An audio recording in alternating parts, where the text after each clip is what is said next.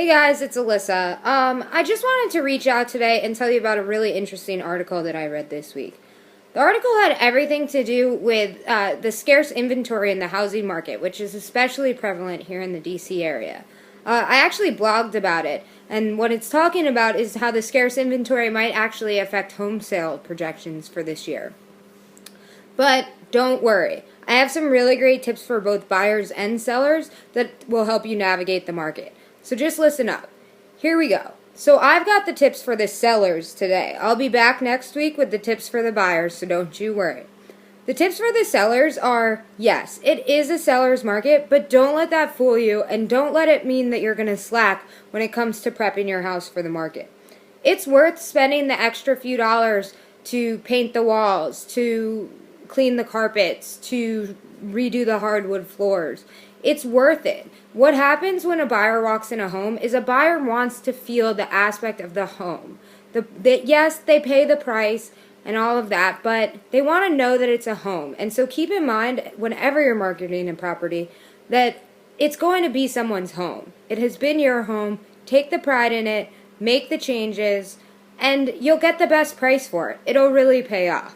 Part of this is also making sure that your curb appeal is up to snuff. So the curb appeal will be exactly what gets a buyer out of his car on the street and into your front door, which is step one when it comes to actually purchasing a house. Now, spend the extra few dollars on landscaping. It's about to be spring. Some really beautiful flowers are out there. It could be a really great opportunity to get a buyer to walk into a house that maybe they otherwise wouldn't have. Also, don't be afraid of professional expertise. Now, I'm no attorney, I'm not a tax advisor, I'm not a landscaper or contractor. I'm not an expert in any of those areas.